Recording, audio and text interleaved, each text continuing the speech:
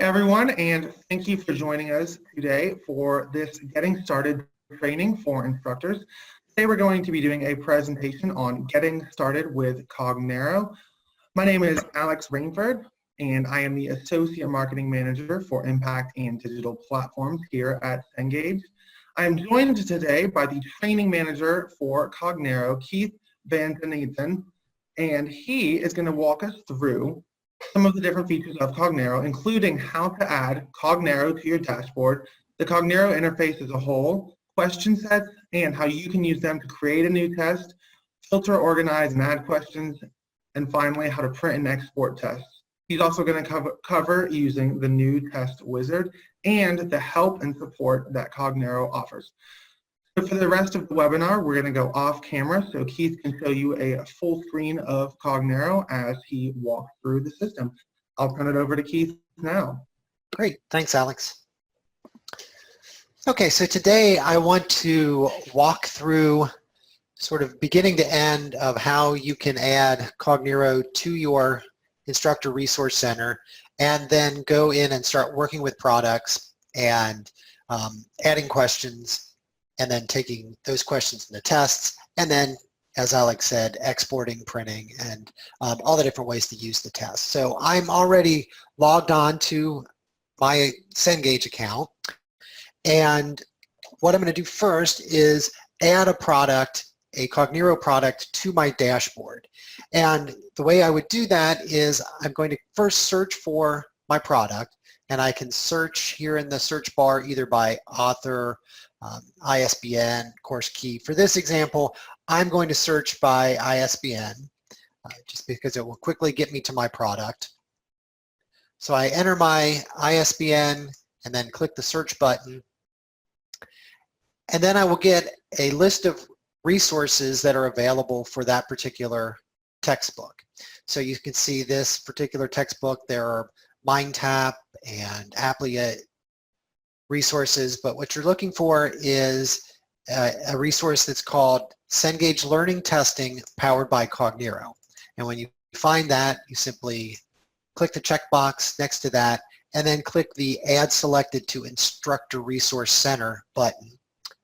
And it will take you back, and that textbook will be added here on your dashboard. And then under the Access Instructor Supplements section, you'll see a link that says Cengage Learning Testing powered by Cognero. And that is the link that you'll use to get into Cognero.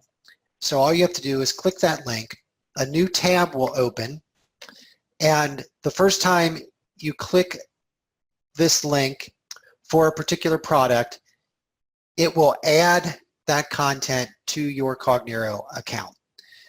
So I added this economics product just now, but you'll also notice that I have other products in here as well.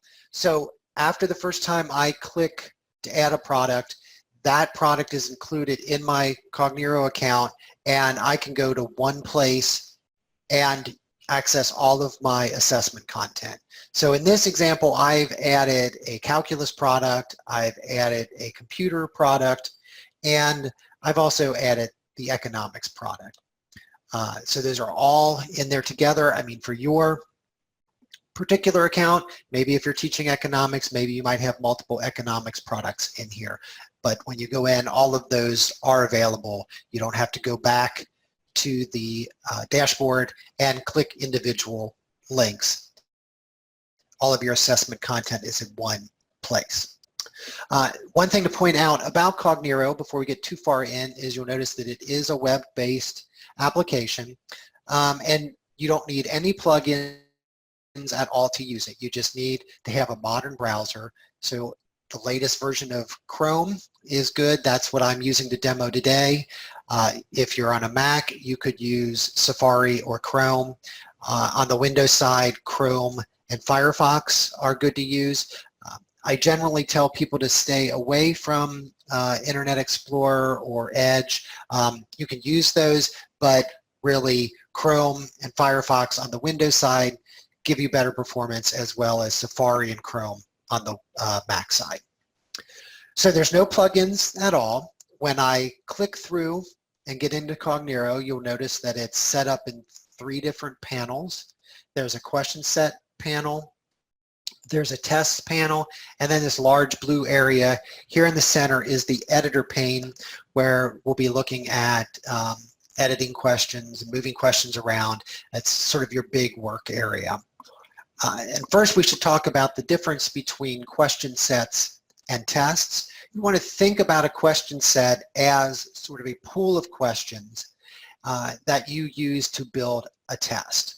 And I usually use the example that, when we look at these different products, the question sets are organized usually by chapter, and then you're going to pull a subset of those questions into a test, and a test usually has a specific purpose. So I'm testing people on chapter 1, or I'm testing them on a set of learning objectives or something like that. So you'll notice that there are folders within the question sets and test pane, and we've got a my question sets folder and also my different product folders. As I said, that products are usually organized by chapter, and the question sets are organized that way usually as well. I have these 3 products just because I want to be able to show you some of the different ways products are organized. So for example, this computer product I have a main folder for the product, and then underneath it there are question sets. In this example, they're organized by module, but that could just as easily be chapter. And then when I expand those question sets, there are questions within there.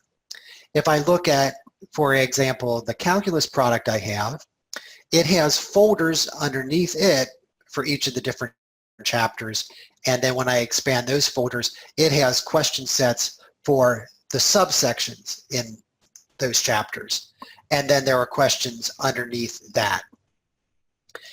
With the economics product, there are chapter folders, and then underneath those folders, the content team for economics has decided to sort their questions out by type. So for each of the sections within a chapter, they have multiple choice question sets, and then for the chapter as a whole, they have a question set that contains all the short answer and essay questions, and then a separate question set that has all of the true-false questions for that product or in that chapter. So one thing you want to do when you first add a product to Cognero is go in and get yourself familiarized with how it's organized, because from one product to another, they'll be organized differently. So usually a product that's a little bit smaller, like this computer product, is just going to have question sets for the chapter. When you get into larger products like a calculus or an econ product, they may have subfolders and then organize the questions differently. After you've kind of taken a look at the way the product is organized as a whole, then you can start digging in a little bit and looking at the questions within a particular question set or sets. And the way you would do that is selecting a set, and then you can right-click to get a menu, or you can go to the options menu. These are exactly the same. Throughout this demonstration, I usually just right-click, but keep in mind that anything that I'm doing over here from this context menu is also available in the options menu. So I right-click a question set and select Open Question Set, and it will open in the editor pane. And I'm going to go ahead and expand this question set as well so that you can see it open in the question set pane. These panels are all resizable, so you can resize them if you want to see more or less of a particular pane. You can do that. When we look at this first question set, you can see there are multiple questions underneath it. You'll also notice that now that I have it open, that it's grayed out and the questions are grayed out as well. So this lets me know that I have these questions open in the editor pane and I'm looking at them or editing them. Within the editor pane, once I have it open, I can see the questions, I can see the answers, and I can scroll through these. And you'll notice that when I scroll, I get to the 10th question and then it doesn't scroll anymore. That's because I'm currently viewing 10 questions at a time. There's a view menu over here on the right where I can select how many questions I'm viewing at a time. And right now it's viewing 10 questions. I can go through multiple pages of 10 questions by using the Go To menu, which allow me to jump to subsequent pages of 10 questions each. So now I'm looking at questions 11 through 20. I can also change the view menu to increase or decrease the number of questions I'm looking at. So I can go all the way up and view all of the questions if I like. And then that gives me just one scrolling field to look through. One thing to keep in mind, because this is an internet application and different people's internet speeds vary, you may one day, if you're working from the office or somewhere where you have a fast internet connection, be able to view all questions at once and scroll through. But maybe if you're working from a coffee shop or somewhere else that has a slower connection, you may bump that down to 5 questions at a time. One thing to know is that if I have this set to all questions and I close this set and then reopen it again, you'll notice that it goes back to showing 10 questions at a time. And I can control how many questions I see at a time by going to my profile right here next to my name. And within the user profile dialog box, there's an options tab where I can control question paging. And I can set that, right now it's set to 10, I can set it to 20, 50, 5. We don't let you set it to all questions for a couple of reasons. The first being that the concept of all questions varies from product and to question set. So a particular question set could have 10 questions. You could go to another product, say maybe a physics product that may have 300 questions per question set. So we don't know what all questions are from one set to another, but also we again want to make sure that questions load quickly, and if there was a set that had 300 questions and you were on a slow internet connection and you had a setting that was all questions, you could be waiting for a while for all of those questions to load. So it's really just a way to make sure that the questions load as quickly as possible and you're able to get working right off the bat. So now I have my questions here, and I'm going to change this back to all questions, and I could go through and read questions and see if there are ones that I like and so on. One thing that I want to do before I start building a test or using questions is to realize that in addition to the questions themselves, questions can also have question information as well. So for example, a question could be tagged with a difficulty level, or it could be tagged with a learning objective. Right now, in this particular set, we're looking at the question and the answer. We're not looking at any of the question information that goes along with this question. We can view that question information very quickly by clicking the Display Question Information button, which is this button that is the blue circle with the letter I in it. When I click that, it opens a dialog box that shows all of the different types of question information that a question can be tagged with. So what I usually recommend that people do is when they first start working with a particular product, and it would be any product. So if I had multiple products, you probably want to do this with each of the products you're working with, because the question information will vary. But what I recommend you do is you open a set, and then you go to the display question option, and then I just always like to check all of these right off the bat and then click OK. And what this will do is it's going to show you all of the different question information that's used by this particular product. that I'm looking at. So in this economics product, you can see that in addition to the question and answer, these questions are tagged with a difficulty level. They have a reference tag. They have learning objectives. They have some national standards. They also have topic information. In the keyword field, it has information about Bloom's taxonomy. As a general rule, if the content is tagged with this Bloom's information, it's going to be in the keyword field, so that's fairly consistent across products. And this product also has some custom IDs in it as well. Now, if I close this and just take a look at a sample chapter from this computing product that I have, so I'll go ahead and open this set, and I'll do the same thing. I will display question information, and I'm going to check all, so I can see all the tags that are used in this content. You can see for this computer product, all there is reference information.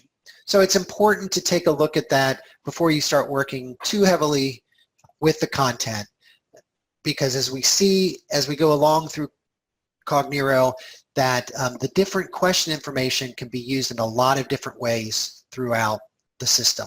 So you can use question information to filter questions, you can use it to randomly select questions, you can sort by it, and so on. So it's important when you're just first starting out on a product to have an idea of what question information is available so that you can save time when you're searching and building tests. So I'll go ahead and I'll close my computer product, go back to my economics product again. And now I've got an idea of the type of question information that is available to me. So I don't necessarily need this information anymore. So I'm going to go back and I'm just going to turn off all of the question information except for the answers. And that will just allow me to scroll a little bit less. I can always turn that back on if I'm curious about that information, but for now I'll leave it off. So now that I've got a little bit of an idea of the questions that are available and how the product is organized, now I can kind of look at this and think about building a test from it. So one of the best ways, or one of the most popular ways that an instructor would add questions is to actually read the questions and then select the ones that they like and then add them to a test. And the way you do that in Cognero is you would open your question set, and then there is a multi-select function, which is this button that has a little check mark in it. That's also available from the set menu as well, the enable multi-select. One caution about using this multi-select is that you want to make sure that before you click it, that you have your view set to all questions. Because when you click multi-select, it essentially turns off all the other buttons and menus. So when I click this, you'll see that I get a warning message that says all other functions are currently disabled. And when I click OK, you can see my buttons are grayed out now. So if you were to turn on multi-select and then realize, oh, I've got this set to 10 questions, you can always just click the button again, switch that to all questions, and then turn multi-select back on. But once I am in multi-select mode, you'll notice that there are check boxes next to my questions. So now as I read these questions, when I find ones that I like, I can simply check the checkbox to select them. And then once I have the questions I like selected, I can use one of these two buttons here on the right.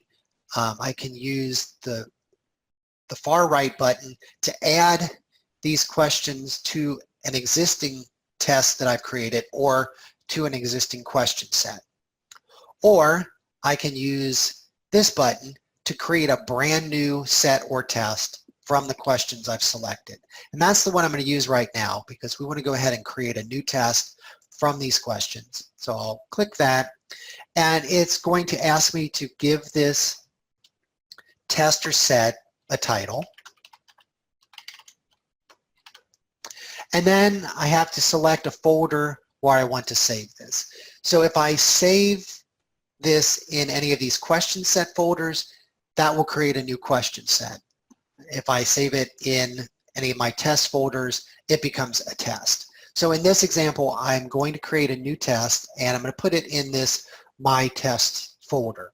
I have a variety of folders I could put that in. I get a folder for each of the products that I'm using. So if I'm teaching multiple classes and one class uses one textbook and a different class uses another textbook, then I could choose to save those in these textbook folders if I want it, or I can save it in My Tests folder and I can create subfolders within that as well. So I'm going to go ahead and click OK, and what this is going to do is it's going to take those questions I selected, it's going to create a new test, put them in that test, and it's going to open the test for me so I can work with that test. And if I look down in the tests pane, you can see that that chapter 1-1 that I created is now saved in that folder. And you'll notice that if I expand it, that it is grayed out and the questions that are in it are grayed out, again letting me know that it's open in the editor pane. Another thing to notice is that I have the question set that I pulled these questions from expanded in the sets pane. And you can see that some of the questions are grayed out and some of them still have the green dot next to them. The ones that are grayed out are the ones that are included in the test I have open. So I can very quickly see, if I'm looking at this set, which questions I've already used. So there's no doubt about which ones are available and which ones aren't. Within this test, I can add more questions by dragging questions from the question sets pane. So what I can do over in the question sets pane is, right now what you're seeing in this tree is the title of the question. So it's sort of the beginning part of the question. What I can do is I can mouse over these questions and it will give me a preview of the questions. It will tell me what type of question this is. So I can tell it's a multiple choice, and then it shows me the text of the question. I can also right-click that question, or as always, select it and go to the options menu and select preview question. And what that will do, it will show me not only the text of the question, but it will show me the answer and the information that the question is tagged with as well. So I can get sort of a brief preview or a more in-depth preview. After looking at that question, if I want to add it to the test I have open, I simply drag it over into that open test and it will add it at the bottom of the test. And you'll notice that the sphere goes from green to gray, again letting me know that it's used in this test. And I can't accidentally add that question twice. Once it's in there, Cognero knows that, and you don't have to worry about accidentally adding it in again. So I can add multiple questions that way by just dragging them in. They'll always go to the bottom of the test. And a lot of times I like to use the example of using iTunes or Spotify or those types of music programs where you have albums and playlists and songs. This works very similar to those programs. You can think of question sets as your albums, you can think of tests as your playlists, and questions as your songs. And just as you can drag songs from albums into playlists multiple ways in iTunes or Spotify, you can do that within Cognero as well. And as with creating a playlist, you know, the songs go at the bottom and the questions go at the bottom as well. In a little bit, we'll see how we can organize the questions within our tests, but for now, just know that as you add questions, they'll go down to the bottom.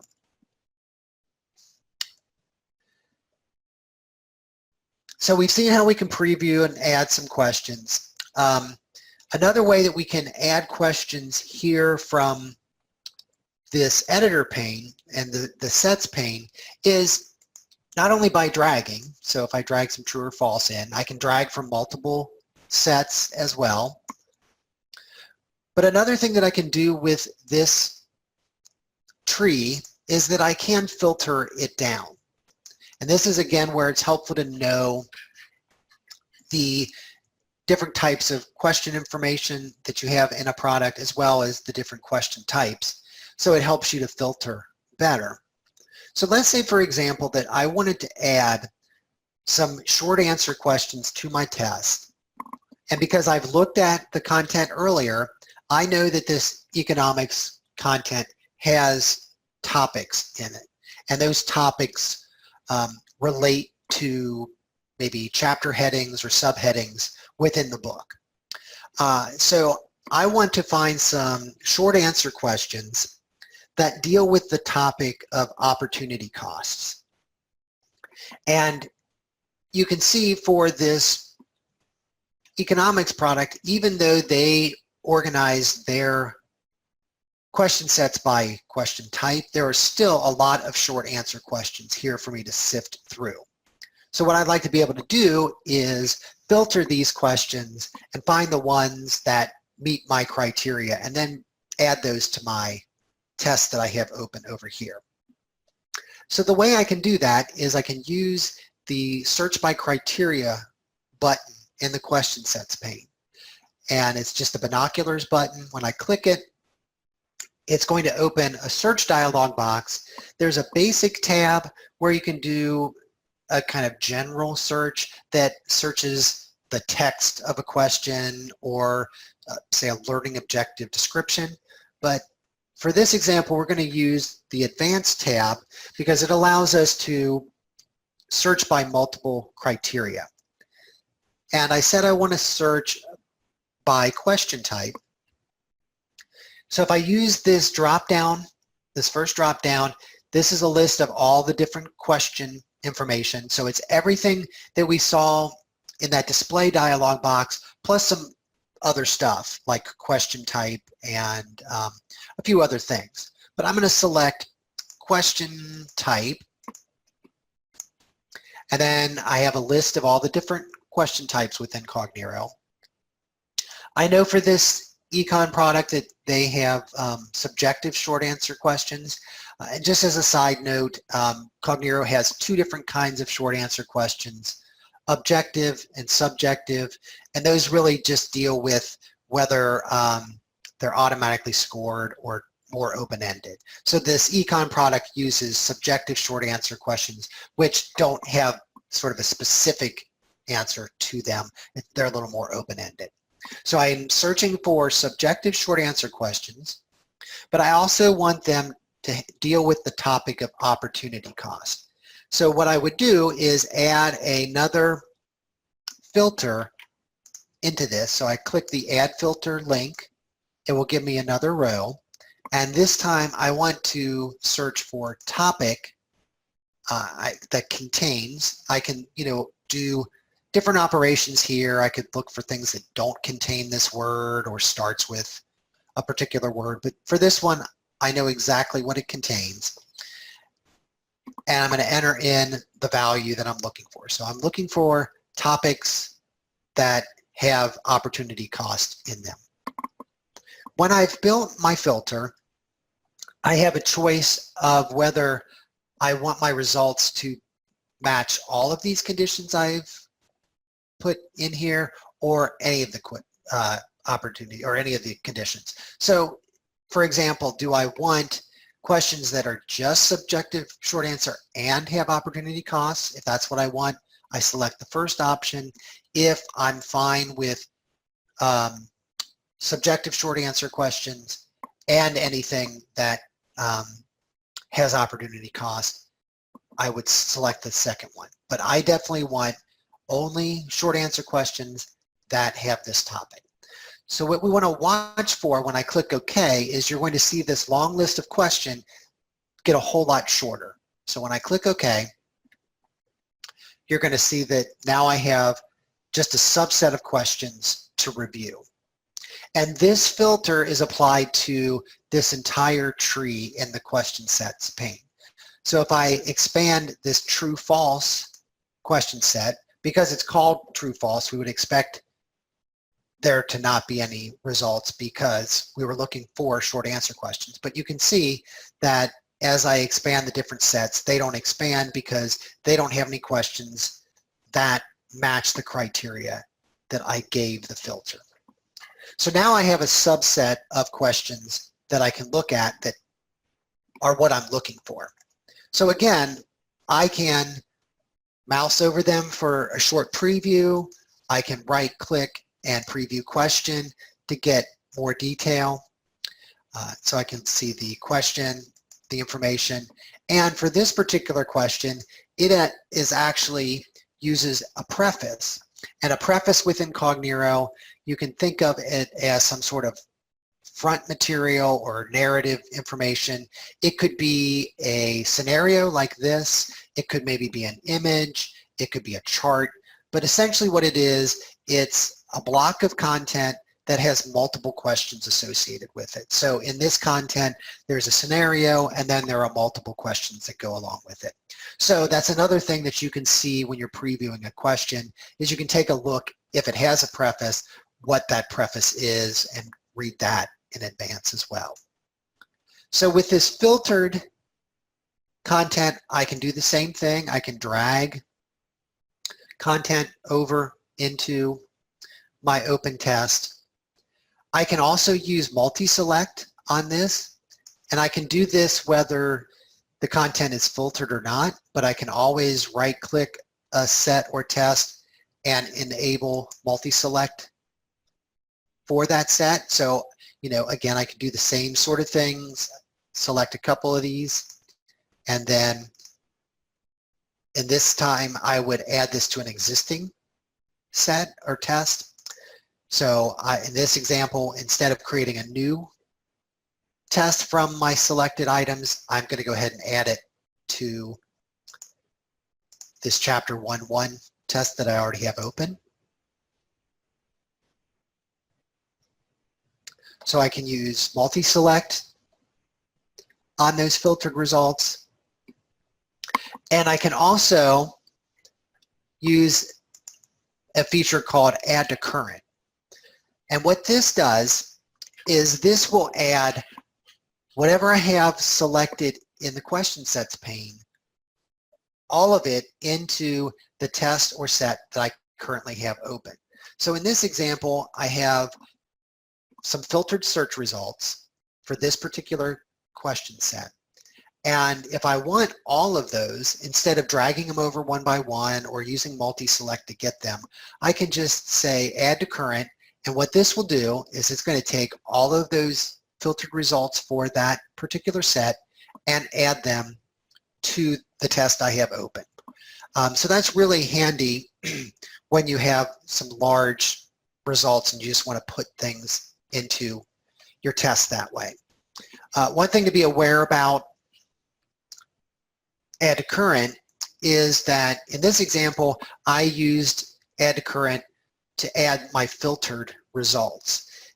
If I hadn't applied a filter and I used add to current, it will add all of the questions in a particular set into the test I have open. So that's just one thing to be aware of, is that it adds either the filtered or not filtered, but it adds everything that's really kind of showing there on the screen.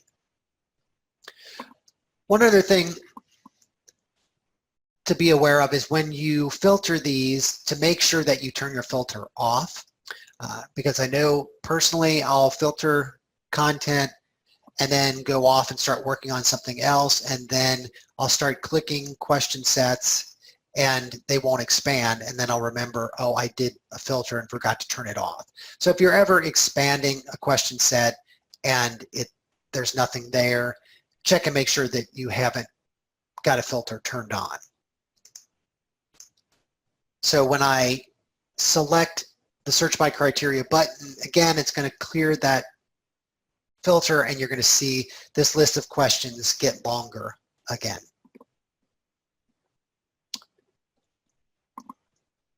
One other thing related to dragging questions before we look at using the new test wizard is that you can drag in a lot of different ways.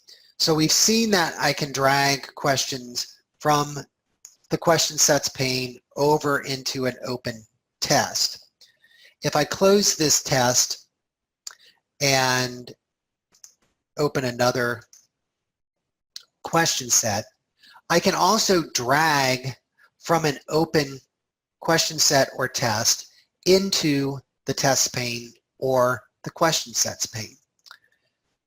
So I can take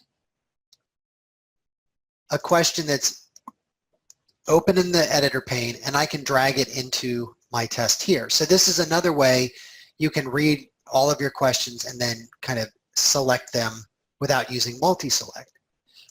So I can take a question I like, drag it, and you'll see that as I come over the top of this test, there will be a little marquee, a little dotted line around it, and then I can drop it, and it goes to the end of that test. A tip for when you're dragging like this from the editor pane over into one of these other panes is you want to put your cursor more to the right where there's some open space so that you can see where you're dragging. Up here. So you can see it's easier to see that highlight over the test appear, whereas if I drag more where the text is, the text kind of gets in the way and it can be a little confusing about where I'm dropping that. But again, that is another way I can add questions. One final other way with dragging is I can drag between these different panes as well. And when you're doing that, you just want to make sure that when you're dragging, you hold the control key so that the question set pane doesn't scroll. So if I want to move, say, this question and add it to my test, I'm going to hold down the control key and then I can just drag that into the test as well. So a lot of different ways that you can drag questions around and add them. So this first batch of questions that we've added, we've done that by reading the questions in advance. So we've opened a set, read through the questions, we've done some previewing, and really kind of looked at the questions. You can also add questions at random without reading them first, and then edit your test later as you like. And the way you would do that is with the new test wizard. And you can access the new test wizard a variety of ways. You can right-click in the tests pane and select new test, or again, you can go to the options menu in the test pane and select new test. And if you don't have anything open in the editor pane, you can simply click create new test and it will open the new test wizard. And when you're creating a new test this way, you give it a title. And for this example, we're going to start by just building an empty test. So earlier, we selected some questions and then we built a test based on those questions we selected. Another way we could have done this was we could just have started by creating an empty test and then going and picking questions and adding them to that test that way. So all we have to do is select the empty test option. We give this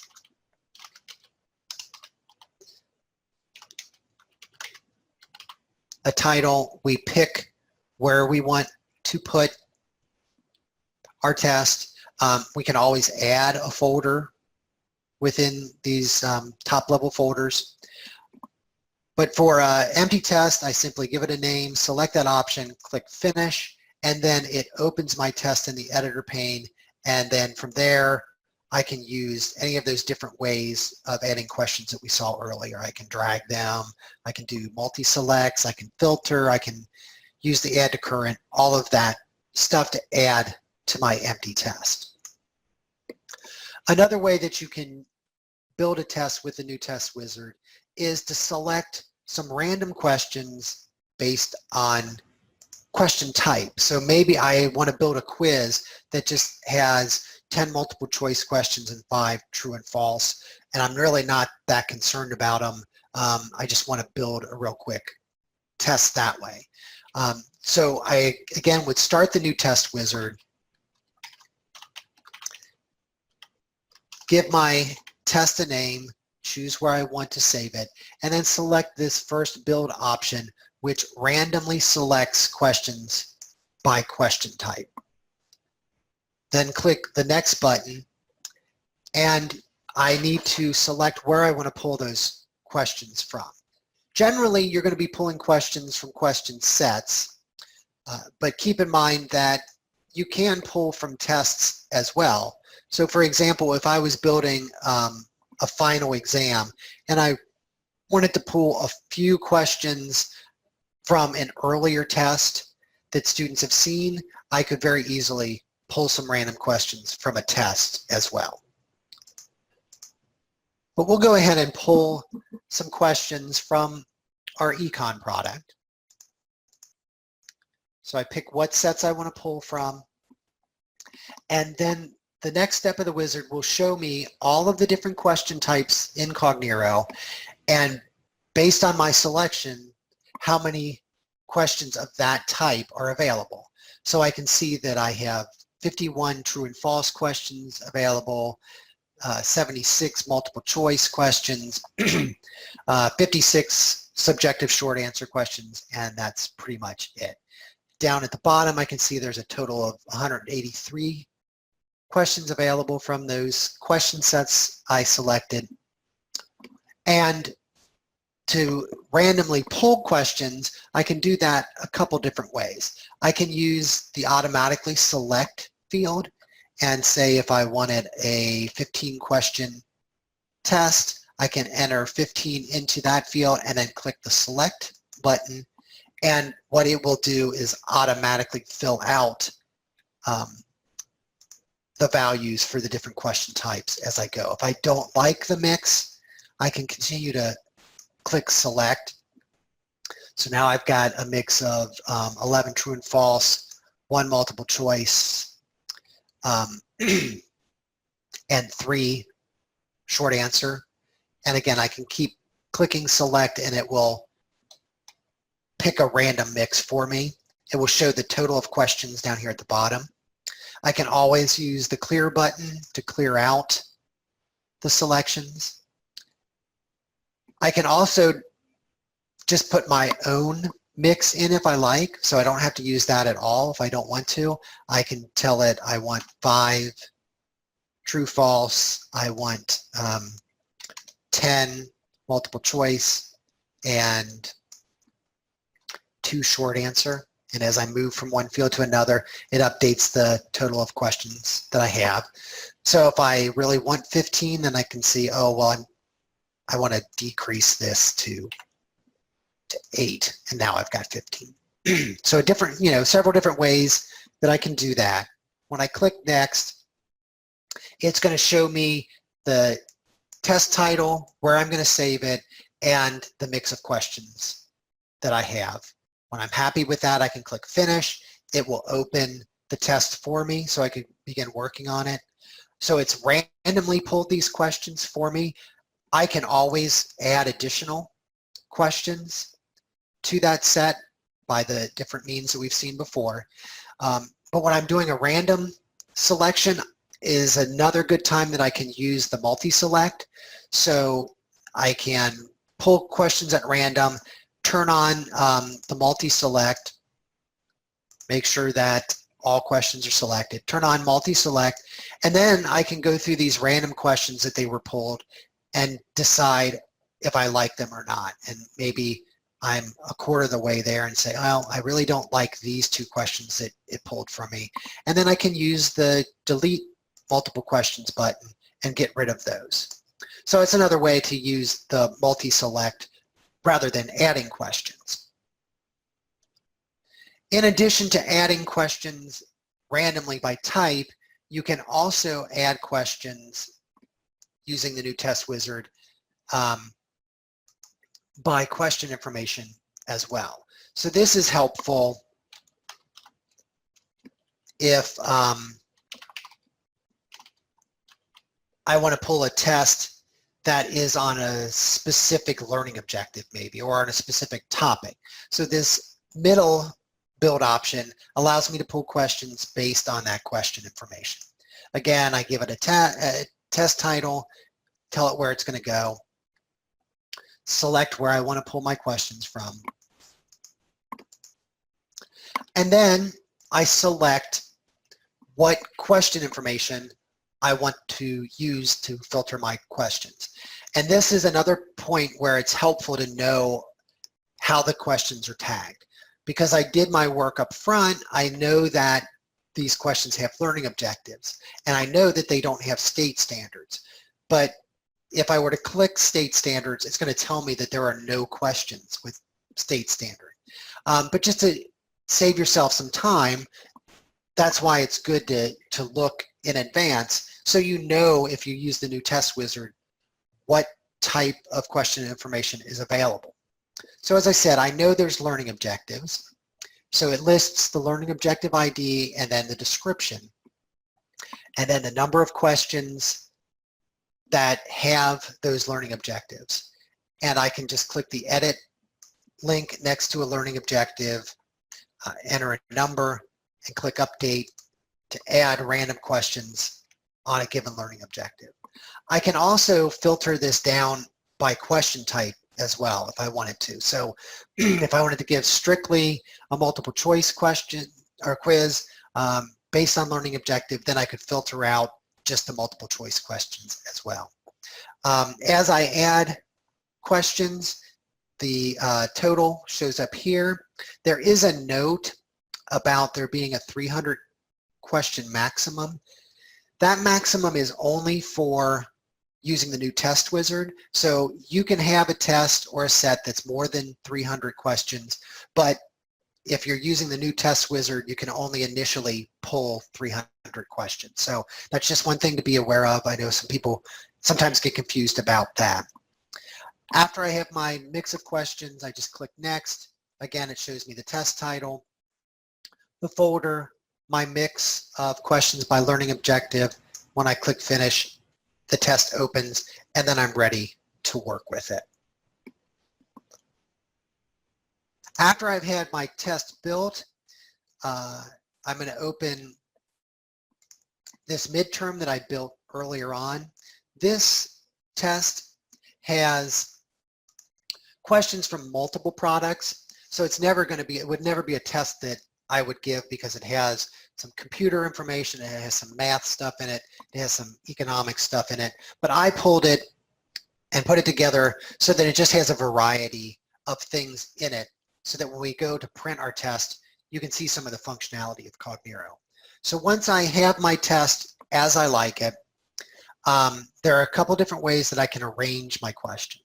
One way is I can just drag my questions to different locations to reorganize the test. So this is really useful.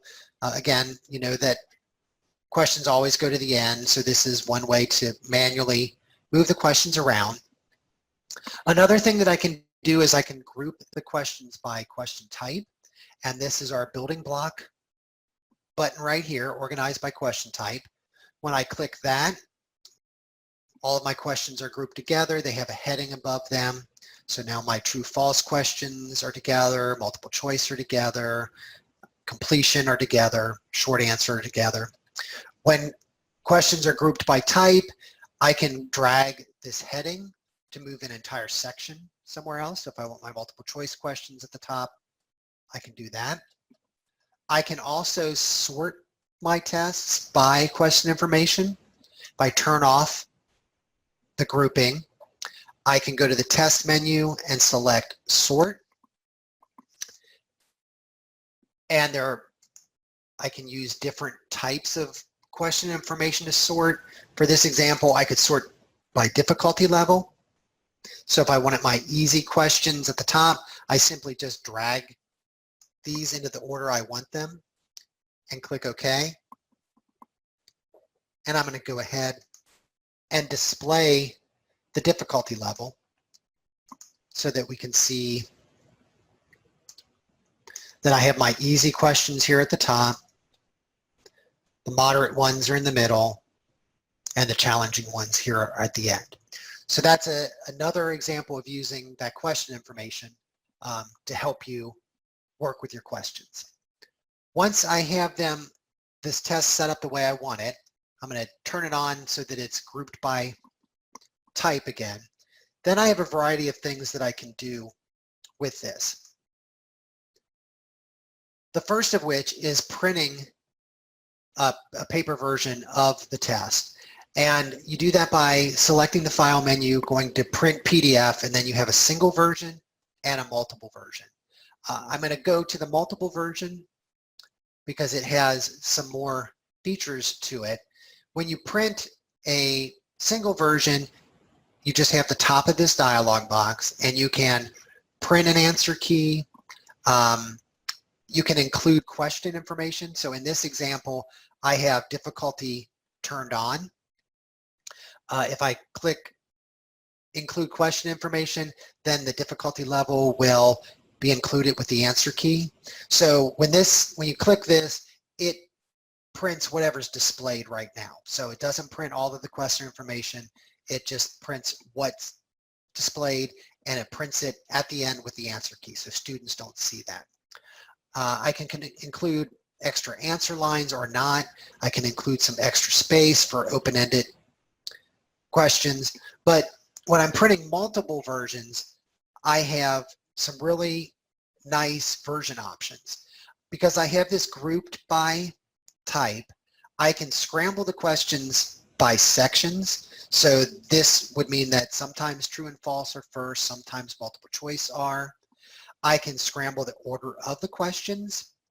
If my questions are grouped by type, then it scrambles the questions within the type grouping. If they're not grouped by type, then it just scrambles the questions throughout the test. I can scramble the answer choices, and if the content has variables in it, I can recalculate those variables. So this comes up a lot in math books and some of the sciences books. Instead of hard-coded numbers for a question, the content teams can put in variables that allow you to recalculate the numbers in a particular question. And we'll see how that works in just a second. So when I have my version option selected, I click Print New Version, and it will open a new window and it will start generating my PDF. I don't need to wait for that to finish. I can go back and I can print another new version and keep clicking Print New Version until I have all the versions I want. You'll see that this number will increase as I click Print New Version. When my PDF is ready, I'll have a click here link that will download the PDF. And I did 2 of these, so I'll click both of those. You'll see that they show up down here. They will download to your download folder, or if you've changed where your downloads go, that's where they'll go. But in general, they'll be in the download folder. You can see on these 2 files, there's a version number at the end of them. And when I click them and they open, you'll see there's a version number here in the header. There's also a version number at the end where the answer key starts. If I go between these 2, version 1, you'll notice that the subjective short answer questions are first. They happen to be first in this as well, but if I look further down, multiple choice is second.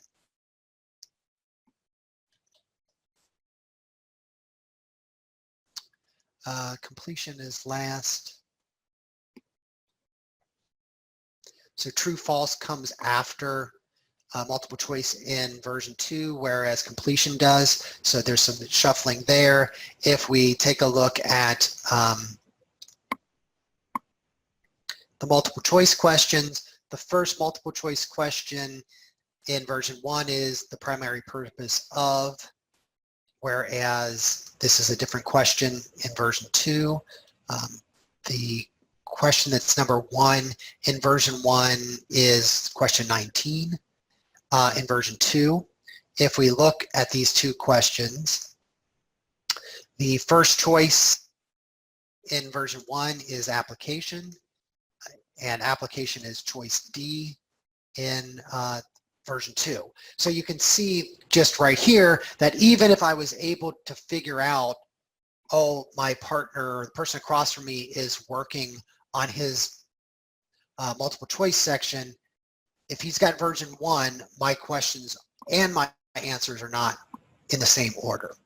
So there's a lot of anti-cheating going on there as well. If we look at this math question, question is actually algorithmic, so it has variables in it. This is the same question, but if we look at it in version 1, this first set of coordinates are -7 and -4, but in version 2, they're -4 and -3. So completely different values even for this question. So with all of those different version options turned on, you can essentially get very different tests that really prevent cheating. Anytime I do a scramble test at the end, there is also a scramble map. And what this does is it tells me, for example, that question 9 in this version 2 of the test is question 1 in this Cognero test. So it helps you map back where those questions came from. In addition to printing PDFs, you can also do a variety of exports. You can export to Microsoft Word, and you can do that if you want a little more control over the formatting of the test or some more control over, say, the headers and footers. Within the file menu, there is a page setup option, and there are display options within that. In my PDFs, you'll notice that there's a name blank. The header is on every page. So you can use the page setup if you only want the header on the first page, or if you want to control sort of the things that are there. If you don't want a name, like the class name or any of that kind of stuff, you can control that there. But if you want to do more formatting, then you can export it as Word. You can export this as Cognero XML. And one reason that you might do that is if you've written your own questions and you want to share them with another instructor who also has Cognero, you could export it as Cognero XML. They can take it into their account and be able to use those questions right in Cognero. You can also export for a variety of learning management systems, so directly for Blackboard, Angel, Respondus, and then there are also several QTI versions as well that you can export for. One thing to be aware of is that if you want to simply work in your learning management system, you can download all of the test banks directly by clicking the instructor companion site under instructor resources. And within there will be a test banks link. And when you click this, you'll be able to access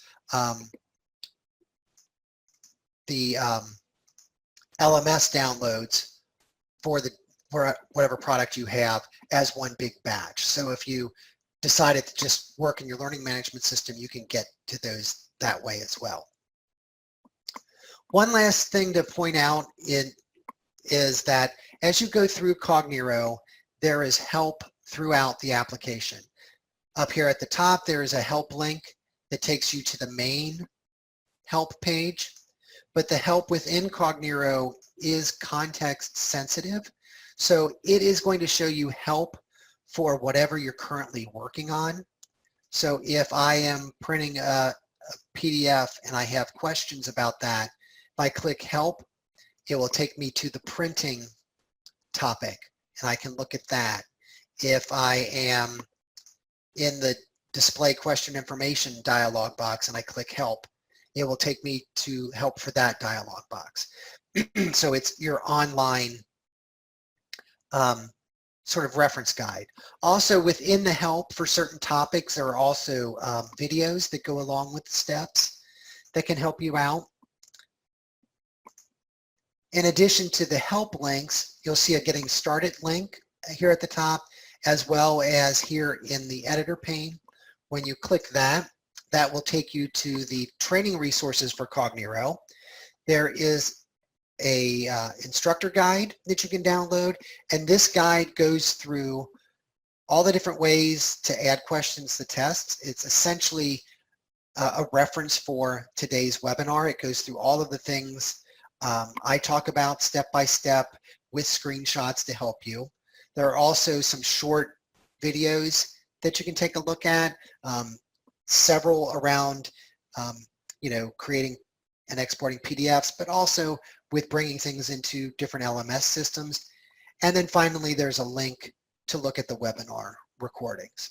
So a whole lot of help to you after the fact as well. You can always reference back to this or use the help links within Cognero to get more help. So with that, I'm going to turn it back over to Alex. Thank you, Keith, for that awesome demonstration of Cognero and walking through some of the features that the program has. I just want to quickly reinforce for everyone the additional training resources site that Keith pointed out. Now you can link to this directly from Cognero, or you can go to cengage.com/training/Cognero. This Getting Started webinar will be made available here, as well as the user guides and video trainings that Keith mentioned during his presentation.